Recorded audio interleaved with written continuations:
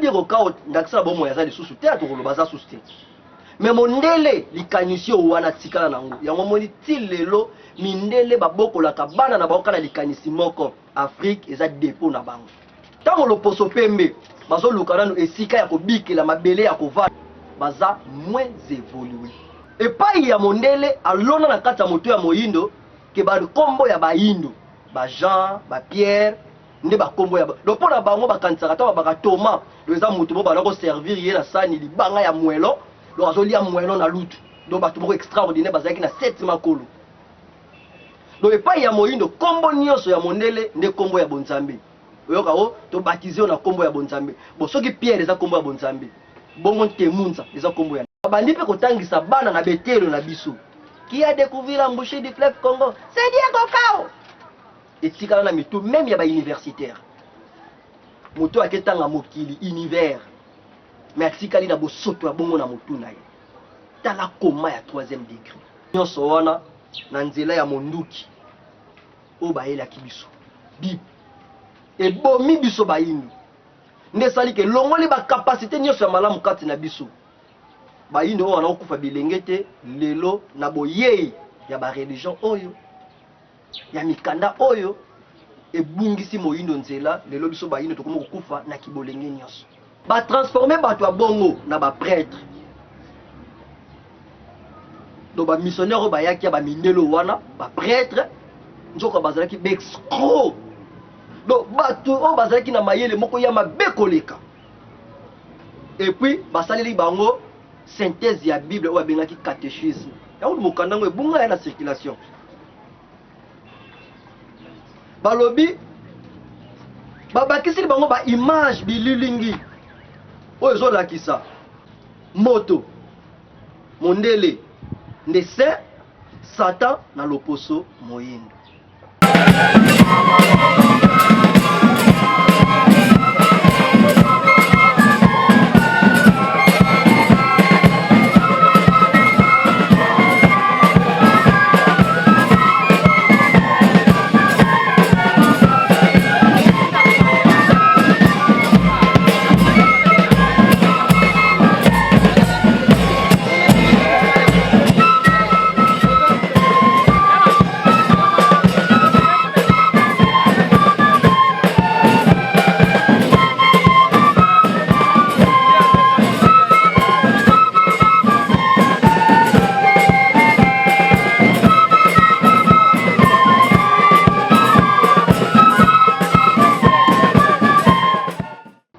Mabele o tata mokela pesa okapi. Mabele o tata mokela pesa mangusta. Mabele o tata mokela pesa likala konki. Ah, tango a découvrir yango, Diego Cao a goûté mikala, a goûté likala konki. A goûté safu. Ali yango na kwanga ya mungwele. Asutuki. Azongi mango kopesa rapport. Pona nini? Oba ko sabo mengo bakutaki ekoma ya bango ti lelo Diego Cao ndakisa bomo ya za lisusu te atokolo baza susu te mais mondele likanisi o wana tikala nango yango moni ti lelo mindele babokolaka bana na baoka na likanisi moko Afrique eza dépôt na bango yango to mona ke soki dirigeant moko ya Afrique azui conscience alobi ke biye Afrique etikala pona ba africain mondele akosala ba complot na lolenge nyonso pour a écarter toi Boumai. Bandeko mikanda ya boyebi. Tokoba biso na bino na kati ya mokanda. Balobi, quant au paradis Afrique, Diego Cao fit ses rapports détaillés qu'il venait de découvrir les paradis qu'ils lisent dans la Bible. Ah, car on y trouve tout. En commençant par sous-sol, en passant par son sol et ses eaux jusqu'au air. Donc, Diego Cao a eu ce bande connaît que paradis terrestre, au monde. Bonne ko bozi bi ya no bande ko na biso. Pa batelo ba ke o paradis to kokene na paradis te. Paradis yango mabele Afrique. Oh Diego Cao amonaki bi o na monate na se ya mabele.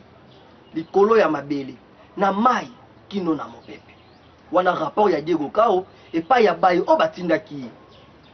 Alobi boy, ses habitants s'entendaient parfaitement avec leur Dieu, jour et nuit. Donc biso bayindo tozalaki na boyokani ya malonga na tata keli likolo na se. Butu pe moi. Wana rapport ya Diego Kao et pas ya bayi batindaki. Ils n'aimèrent jamais gêne. Donc bayindo to banai ko kufa na kibolengete. Oyo lelo ko mona moto na âge ya 20 ans. So ko na ba majorité bilengi. Nyonso wana na nzela ya monduki. O bayela kibiso. Bib. E bomi biso bayindo. Nde sali ke longoli ba capacité nyonso ya malamu kati na biso. Bayindo wana okufa bilengete lelo na boyei ya ba religion oyo. Ya mikanda oyo ebungisi moyindo nzela lelo biso bayindo tokomo kufa na kibolenge nyonso. Ils atteignent la vieillesse, dépassant un siècle avant de demander la mort afin qu'ils aillent se reposer chez leurs aïeux. Donc bakoko na biso babane koleka mibu mokama donc 100 ans. Et tango baleki 100 ans koko yemo mamoni kabite nzoto na komi nango et ko permettre nga lisusu te vraiment na vanda na kati ya mokili ya mosuni. Yemo kwa sengi liwa. Bandeko tout à la bakoko na biso ndenge bana ko bikela to ko vivre avant munduki oyo to bonzambe oyo eyingila na kati ya mabele na biso oyo ba missionnaire bayaki na yango. Donc koko ye moko anuni alemi na ye mokili asengi na eli wa poko kaboko vanda ako kaboko kende ko vanda na ye epa ya bakoko na biso na mokili ya molimo. Ah bandeko poto zonga boye kosenga liwa biso moko tolanda kaka mfumu nesongi nzila mfumu kusu kia munzala fana na pierre précieuse entre parenthèses minéraux comme nous utilisons chez nous de l'argile pour faire de la céramique. Ils traversent les rivières ou fleuves sur une natte. Ils dominent la terre car ils ont le pouvoir sur toute la nature. Ils sont très bien organisés politiquement car ils ont des empires et des royaumes. Bandeko balandi lelo tolobaka RDC eza pays continent. Ils ont pété pour nous kamba mabele à RDC c'est la conférence à Berlin lelo. Mais ba koko na biso ba kamba ki ba empire. Ba royaume. On a accès aux oies, tant de le royaume Congo. Oui, bah n'eko zwa Afrique centrale mobile. Tel a degré à boyebi, oh bah koko na biso bazala ki nango. Bah le manaki en oti. Oh monde la commis à gezala ki bien organisé. Au monique, tout zongela kaka, bokoko na biso. Tout zongela kaka, bonzambe na biso. Pour ceux qui le lo, RDC. Oh monde la kata ki na conférence à Berlin ko na mokie na ngo bonenge zali tozo kokate ko kamba yango. Bo soki ba pesi biso Afrique centrale. Ke mutu mo kamba ngo. Mais mokonzi nzingaku to na royaume Congo. Ba yo ba kamba ki neteni wana, ba kamba ki Afrique centrale mobile. Angola, RDC, Congo Brazza, Gabon, Cameroun, totanga na wana pe misusu. Totanga na wana. Degré nini ya boyebi bazalaki na o bazalaki na boyoka nya malonga na nzambe ya bakoko na biso. Honorer les dieux de leurs ancêtres qui les répondaient très favorablement. Sur ce, ils décidèrent d'envoyer leurs inspecteurs judiciaires, les escrocs, les voleurs et autres malfaiteurs qui s'en sortiront très bien. Pour ce, ils les transformèrent en prêtres, eux à qui ils remirent des extraits bibliques appelés catéchismes. Car il n'y avait pas le temps d'apprendre la Bible dans l'entièreté. Ils ajoutèrent des images peintes qui désignait les saints à blanc et les satans à noir. Ah, bandeko. Donc, si ma dit kokao ko détailler rapport nyos na mai o ya kutaki na mabele na biso, ba mindele ba koti makita, y compris na Vatican. Y compris na Vatican. Pambate ba missionnaire tant bayaki awa bayaki ne soi-disant na kombo ya Nzambi. Mais makaniso na nyos balobi ke ba préparaki ba escroc, ba inspecteur judiciaire, ba voleur, pe bato nyonso ya mabe koleka o bazaki na mayele moko ya mabe koleka po ba kwa boko ya na mabele na Afrique na tina ya ko désorienter biso. Balobi ba transformer bato ya bongo na ba prêtre. Do ba missionnaire o bayaki ya ba mindelo wana ba prêtre nzoko bazalaki bexcro. Do bato o bazalaki na mayele moko ya mabe koleka. Et puis basaleli bango synthèse ya Bible ou abengaki catéchisme. Ya ou mokandango ebunga ya na circulation. Balobi babakisi bango ba image bililingi oyo ezolakisa moto mondele ndese Satan na loposo moyindo. Bandeko balandi bililinga na ti lelo ezali soki mpo landi nzembo na komitunaka papa na biso kia monga na yembango ba transformer bato ya bongo na ba prêtre. Do ba missionnaire bayaki ya ba mindelo wana ba prêtre nzoko bazalaki bexcro. Do bato o bazalaki na mayele moko ya mabe koleka. Et puis basaleli bango synthèse ya Bible ou abengaki catéchisme. Ya ou mokandango ebunga ya na circulation. Balobi babakisi bango ba image bililingi oyo ezolakisa moto mondele ndese Satan na loposo moyindo. Bandeko balandi bililinga na ti lelo ezali soki mpo landi nzembo na komitunaka papa na biso kia monga na yembango. Donc okomona soki batie bililingi ya moto moyindo batie moto moyindo mokila na maseki nde Satana. Mais mondele bakotia ye mapapu ya pembe donc motema moko ya kitoko. Na beglise mususu olomona batie mitema mibale. Motema ya Satan batiango magorodo miselekete wana nde Satan. Et puis moto azala mitema ya motema oyo ezala magorodo nde moto moyindo. Mais mondele batie motema moko ba pigeon ba meme. Mais biso no mituna ka motuna est-ce que ligorodo pas ça Satan? Pourtant bana babela rabino bakibeka bokenda koluka ligorodo. Mais soki azalaka Satan pona nini amemaka solution na maladie ya kibeka po moto akopesa kimia na kibeka se kaza Satan te. Omoni tala degré ya bato. Donc wana makanisi oyo mondela yaki nango mokolo mosusu tovandi na kati ya lopango bato ya recensement bayi batuni nenga mobota biso kombo na onani nenga mobota bi kombo na ngai Kemunza Kiaba. Papa wana insiste abi oh, bongo kombo mosusu mama tuni bango kombo nini abi kombo na ya bonzambe. Oh donc epai ya mondele alona na kati ya moto ya moyindo ke ba kombo ya bayindo ba Jean ba Pierre nde ba kombo ya donc pona bango bakanisaka to ba Thomas doza moto bo ba ko servir ye na sani libanga ya mwelo donc azoli ya mwelo na lutu donc bato moko extraordinaire bazaki na 7 makolo. Donc epai ya moyindo kombo nyonso ya mondele nde kombo ya bonzambe. Oyoka o to baptiser na kombo ya bonzambe. Bon soki Pierre eza kombo ya bonzambe. Bongo Kemunza eza kombo ya entre parenthèses Afrique comme immigré. Bapesi verset biblique.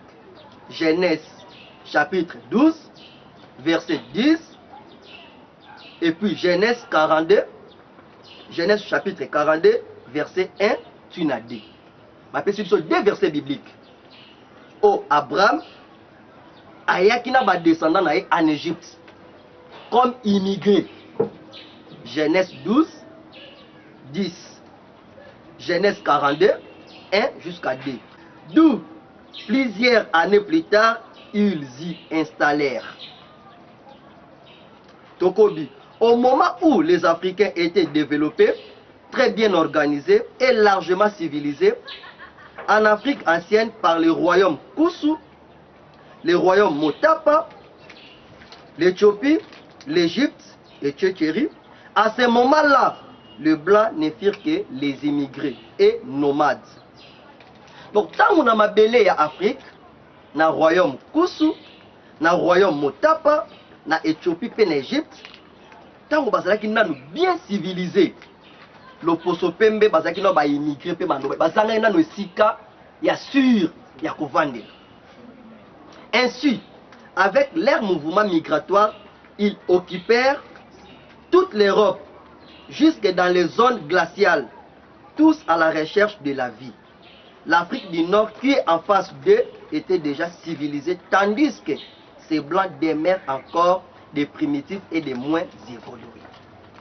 Donc, tant que le poso pembe, bazo lukana et sika ya kobiki la mabele ya kova, baza moins évolué. Mokomi baza moins évolué. Mokomi mokanda oyo azo limbolaka. Po bande ko so sala na ba masolo bité mondela botama bongo. Mondela botama déjà na bisale lona mondela botama déjà évolué. Mais tala mai oyo mokomi mokanda komeli biso. Biso tokopesa bino pe mwa ndimbola moke to tokotina bino mwa botalaka mingi vous voir en télévision ezaka na documentaire mingi elekaka balobelaka mingi ba pyramide. Le poso pembe asangisa bato ya mayele nyonso na domaine ya construction po ba étudier pyramide. Bayekoli mais conclusion bato wana batira balobake bato batonga ba pyramide eza ba extraterrestre. Vous comprenez? Ce que mondela azalaki mayele makasi. Mais la conclusion na lobi que bato batonga ba pyramide baza ba extraterrestre. Tozongi na buku ya Kiré Jean-Marie Vanel. Alobaki Fumukimbanga aza moto moko extra. Bato batonga pyramide baza ba extra. Fumukimbangu extra. Mokobi misala 1921 pa kosala nani extra bongo biso moko bayi nzokande mokobi misala 1921 lobake kaka bayido bazalaki na mabele ya Egypte bango nde bayaki kotonga lisusu Afrique centrale elingi kolobake biso bayido na kata Afrique centrale toza pe ba extra o mundele atira na conclusion na ye bande ko balandi mikanda mya boyebi solo ekokumbela bino boyebi. Moni mondele azala mbayemso abimisaka na ye matali moto moyindo ba ko bouger to ko bouger te. Ne kaka mokomi mokanda o akomi ke ba kotisa moto moyindo na koma ya 3e degré. Mondele ta bimisi vérité mais lokolo na kati ya mokanda. Balobi vers la fin du 15e siècle, la souffrance et la misère secouèrent l'Occident. C'est alors qu'ils résolurent d'envoyer les hommes à la recherche de terres paisibles où ils pouvaient vivre décemment. Ces explorateurs prirent tous des directions différentes. C'est ainsi que vers 1482, Diego Cao découvrit les paradis africains par l'embouchure du fleuve Congo, où tous les habitants vivaient à l'aise, dans ce sens que chacun mangeait à sa faim, buvait à sa soif de l'eau potable et du vin naturel, se baigner dans des eaux douces, manger des fruits délicieux, des poissons frais et même des viandes fraîches. Puis l'Afrique commençait déjà à inventer quelques outils tels que les machettes, les haches, les bijoux et etc. Car elle connaissait déjà depuis longtemps l'âge des métaux. Lisolo ya Diego Cao ezape lisolo oyo ti lelo na bakilasi bazotangisa mobana ndakisa biso baito vanda na matadi mayo moto moka witi na komi ya Selembao nanu amona matadi mayo ti aye na mbala ya liboso na matadi mayo balakisi eke oyo to esika oyo ye babengaka ngo matadi mayo. moto awiti selemba batalisi Matadi Mayo lokola ye a découvrir Matadi Mayo na bandi akobetela babita Matadi Mayo lisolo te ke non na découvrir Matadi Mayo akomema lisolo wana epai ya babita ya selemba ki ngai na wuti ko découvrir Matadi Mayo. Mais ya pasi ni tomonaka Diego Kao a découvrir embouchure ya fleuve Congo akuti bakoko na biso mais Diego Kao akutaki biso tozolia mbisi ya peto tozolia misuni ya peto zate kwa misuni boye nango donc na ngombe na do musuni wato liza kala bumoko ezo yeba na teza ka ngombe ezaka ni musuni oka bumoko misuni na bino botekela ka bana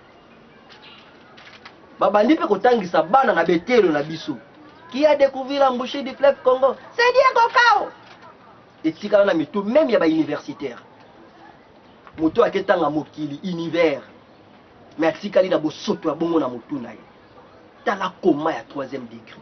Ah matondo na fumu neso nyanzela matondo vraiment na koya na bino ne leko oyo pe akokomela kapso mikanda ya kitoko boye pamba te tala degré ya koma degré ya ignorance degré ya pongi oyo bakotisa moto moyini okomona eza matière mobima o molakisi azotangisa pe bana nana découvert embouchure à fleuve Congo Diego Kao. Oh mais Diego Kao yebe bakoko so bazaleka soka ko bakotangisa ngo batangisa ngo bapa esika o yahutaki sommeil profond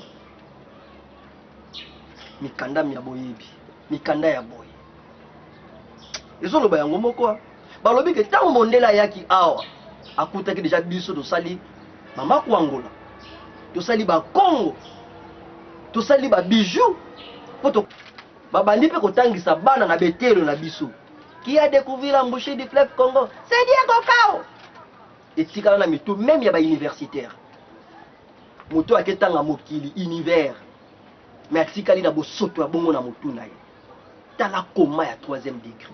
Ah matondo na fumu neso nyanzela matondo vraiment na koya na bino ne leko oyo pe akokomela kapso mikanda ya kitoko boye pamba te tala degré ya koma degré ya ignorance degré ya pongi oyo bakotisa moto moyini okomona eza matière mobima o molakisi azotangisa pe bana nana découvert embouchure à fleuve Congo Diego Kao. Oh mais Diego Kao yebe bakoko so bazaleka soka ko bakotangisa ngo batangisa ngo bapa esika o yahutaki sommeil profond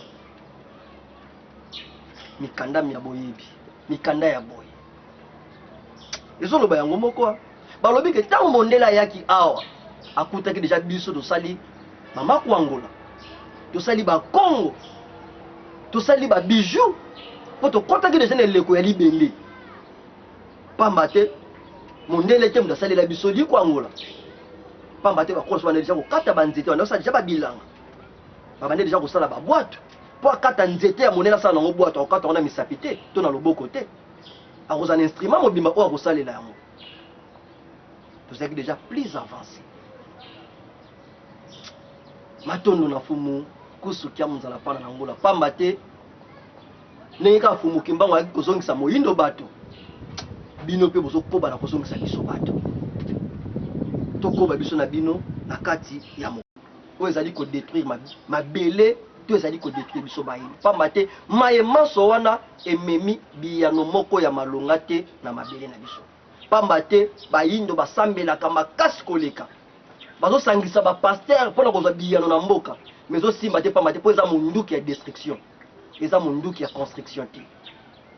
Ah matondo na fumu neso nyanzila mokomi ya mokanda oyo boluka mokanda oyo ndeko bakomi ya mingi koleka batie extrait belé na kati ya batie charte de l'impérialisme batie discours ya Léopold II batie maya mingi na kati ya mokanda oyo bokende koluka ngo na avenue Ngiringir numéro 50A na commune ya Ngiringir direction Chaba Gambela bokuta mokanda oyo matondo lisusu na fumu neso nyanzila fumu kusu kia mzala pana na ngolo na ndenge bozali kolala te koluka ningi bokoki kosala po biso bayindo tolongwa na kati ya boyinga oyo monduki oyo ebomaki na kati ya mabele na biso bayindo bazali kosala biso sina sima matondo mingi to banzi television zali ngonga bokoba la kolanda mikanda ya boyebi et beaucoup bakoluka ngona ba na adresse de pesi bino bokuta tata zinduka akoyamba bino maboko ya kofongwama pona kopesa bino mikanda ebelo eza kuna na autant musu dosili bako otangela bino nanu te mais kuna bokukuta yango tozongisi matondo ya mingi na équipe technique o bazali kolala te bazali koluka lolenge ni bakoki kosala po tokomela bino na kitoko nyonso tomoni bongo tata futila o bazalaki bongo na nsima ya bililingi elongo na tata kwaku maisha topesi matondo mingi na cordo kivuya matondo ya mingi na nef lumière tata ngala matondo mingi na tata ndombele bontale matondo mingi na tata zubila tata luzayadio matondo mingi na directeur ya programme na biso po matondo yebisaka bino ntango nyonso awa ezali kaka mateya na mateya